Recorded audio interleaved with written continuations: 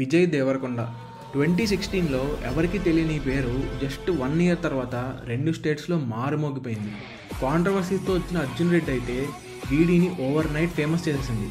సర్లేరా 1 film వండరే అనుకునేలోపు Gita గోవిందంతో soft character చేసి family and female audience కూడా కనెక్ట్ అయిపోయారు. ఒక బ్యాక్గ్రౌండ్ లేని హీరోకి డెబ్యూ చేసిన 3 ఇయర్స్కే ఈ లెవెల్ సూపర్ స్టార్డమ్ అనేది టీఎఫ్ఐ హిస్టరీలో ఎవ్వరికీ రాలేదు.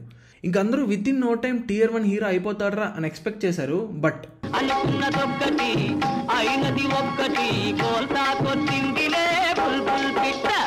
దీనికి కొన్ని రీజన్స్ ఉన్నాయి. వీడియో ఎండ్ వరకు చూడండి, మంచి ఇంట్రెస్టింగ్గా ఉంటుంది. So let's begin. వీడి కరెంట్ పొజిషన్ అర్థం చేసుకోవాలంటే కొంచెం పాస్ట్ని కూడా తెలుసుకోవాలి. విజయ్ దేవరకొండది ఒక మిడిల్ క్లాస్ ఫ్యామిలీ. వాళ్ళ ఫాదర్ టీవీ సీరియల్ డైరెక్టర్గా ట్రై చేశారు, కానీ పెద్ద సక్సెస్ రాకపోవడంతో ఫైనాన్షియల్ ట్రబుల్స్ కూడా ఫేస్ చేశారు. సో విజయ్కి బ్యాక్గ్రౌండ్ పుష్ ఏమీ లేదు. స్టడీ అయిపోయిన తర్వాత హైదరాబాద్ ఫిలిం ఇన్స్టిట్యూట్లో యాక్టింగ్ ట్రైనింగ్ తీసుకొని చిన్న చిన్న సపోర్టింగ్ రోల్స్ చేసేవారు. ఫస్ట్ 2011లో రవిబాబు సినిమా నువ్విలా, తర్వాత లైఫ్ ఈజ్ బ్యూటిఫుల్, ఇంకా ఎవడే సుబ్రహ్మణ్యం. అప్పుడు వచ్చిందండి first lead role Tarun Bhaskar's Pelli Choopulu. ఇంకా తర్వాత అంతా మీకు తెలిసిందే, సడన్ ఫేమ్ అండ్ పాపులారిటీ, వరుసగా 2 black busters, Forbes 30 Under 30. Cut చేస్తే 7 ఇయర్స్గా ఒక్క హిట్ కూడా లేదు. రీసెంట్గా వచ్చిన కింగ్డమ్ మూవీ కూడా జస్ట్ యావరేజ్ అనిపించింది. చెప్పాలంటే గీతా గోవిందం తర్వాత ఇదే కొంచెం వాచబుల్ అండ్ డీసెంట్గా ఉన్న సినిమా. బట్ స్టిల్ కంబ్యాక్ ఇచ్చేసారా మన కొండన్న అని చెప్పేలా అయితే లేదు. ఇన్ని ఇయర్స్గా హిట్ లేకపోయేసరికి ఆల్మోస్ట్ జనాలందరూ మర్చిపోతున్నారు. ఇంకా స్టార్టింగ్లో ఇంత క్రేజ్ అండ్ పాపులారిటీ సంపాదించుకున్న విజయ్ దేవరకొండ ఇప్పుడు ఇలా ఎందుకు అయిపోయారు?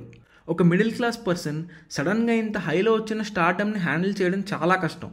ఈ ప్రాసెస్లో వీడి కొన్ని మిస్టేక్స్ చేశారు. అర్జున్ రెడ్డిలో ఆ యాంగ్రీ అండ్ బోల్డ్ యాటిట్యూడ్తో అంత హ్యూజ్ పాపులారిటీ వచ్చేసరికి తర్వాత కొన్ని మూవీస్లో కూడా అదే యాటిట్యూడ్ వాడుతూ వచ్చారు. Like NOTA, World Famous Lover, Dear Comrade, ఇలా వర్సటైల్ రోల్స్ ట్రై చేసి ఆడియన్స్కి కనెక్ట్ అయ్యి ఒక ఫ్యాన్ బేస్ బిల్డ్ చేసుకోకుండా ఇలా ఒకే క్యారెక్టర్ ట్రేట్కి స్టిక్ అయిపోయారు. ఈ సినిమాలో సక్సెస్ అవ్వకపోవడమే కాకుండా అర్జున్ రెడ్డి క్యారెక్టరే విజయ్ ఐడెంటిటీ అయిపోయేలా చేసింది. అందుకే ఇన్ని ఇయర్స్ అయినా సరే అర్జున్ రెడ్డిలో యాక్టర్ వీడి అని గుర్తొస్తుంది, కానీ అది జస్ట్ వీడి చేసిన ఒక సినిమారా అని ఆలోచించాం. ఇంక ఇలా వర్కౌట్ అవ్వట్లేదురా, ఏదైనా పెద్ద సినిమా తీయాల్సిందే అని పాన్ ఇండియా ఎంట్రీ ఇస్తూ పూరి జగన్నాథ్ గారితో లైగర్ సినిమా చేశారు.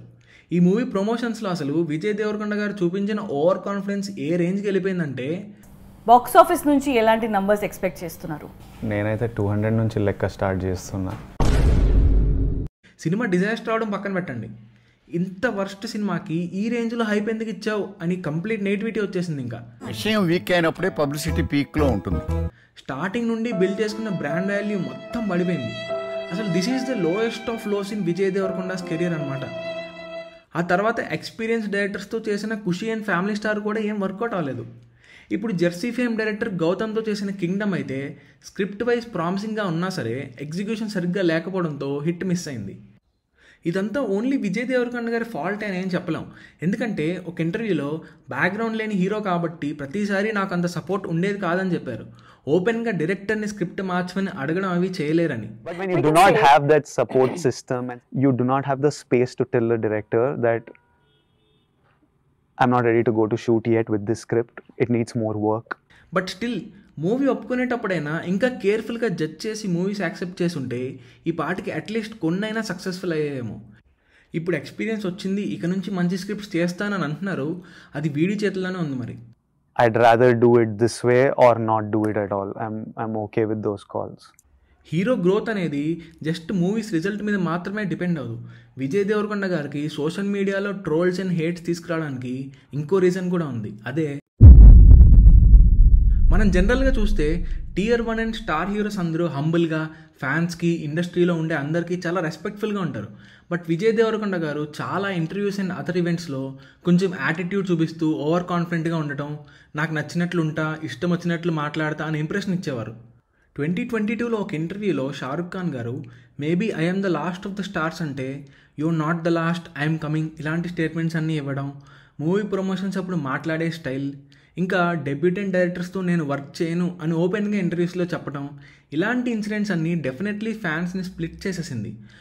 కొంతమంది ఇలాంటి యాటిట్యూడ్ ఒక బోల్డ్ అండ్ ఆస్పైరింగ్ స్టార్కి ఉండొచ్చురా అని అడ్మైర్ చేసినా సరే చాలామంది విజయ్ దేవరకొండని ఒక పోలరైజింగ్ ఫిగర్గా చూడడం స్టార్ట్ చేశారు. వన్స్ జనరేట్ అయిన హేట్ని ఆపడం చాలా కష్టం. సో ఇంక ఈయన ఏం చేసినా సరే ఈ బ్యాక్లాష్ అనేది ఫాలో అవుతూ వస్తుంది. అండ్ దీనివల్ల అన్నెసెసరీ హేట్ జనరేట్ అయ్యి మూవీ బాక్స్ ఆఫీస్ పర్ఫార్మెన్స్ని కూడా ఎఫెక్ట్ చేస్తుంది. ఈ చిన్న చిన్న మిస్టేక్స్ అండ్ ఆన్లైన్ బ్యాక్లాష్ వల్ల స్లైట్గా కెరియర్ కొంచెం డిరేల్ అయినా సరే ఇప్పుడు కొంచెం ఎక్స్పీరియన్స్తో ప్రీవియస్గా వేసిన రాంగ్ స్టెప్స్ నుంచి మన కొండన్న రియలైజ్ అవుతున్నాడు. జనాలకి ఏం కావాలి, ఇండస్ట్రీలో సక్సెస్ అవ్వాలంటే ఏం చేయాలని. ఒకప్పటిలా కాకుండా రీసెంట్గా చాలా కామ్ కూడా అయిపోయారు. గతంలో కంటే ఇప్పుడు చూస్తే మోర్ మెచ్యూరిటీ కనబడుతుంది. వయసు అవుతుంది కదా, పెద్దోడిని అవుతున్నాయి. విజయ్ దేవరకొండ గారికి ఇంకా చాలా స్ట్రాంగ్ ఫ్యాన్ బేస్ ఉంది. ఒక మంచి సక్సెస్ పడితే డెఫినెట్గా మళ్ళీ బ్యాక్ ఆన్ ట్రాక్ వచ్చేస్తారు. అండ్ ఆడియన్స్గా మనకు కావాల్సింది కూడా అదే. So this is it guys. Video ఇక్కడ వరకు చూసినట్లయితే థ్యాంక్స్ ఫర్ వాచింగ్. అండ్ మా ఛానల్ని తప్పకుండా సబ్స్క్రైబ్ చేసుకోండి. అలాగే వీడియో నచ్చితే లైక్ అండ్ షేర్ కూడా చేయండి. బాయ్.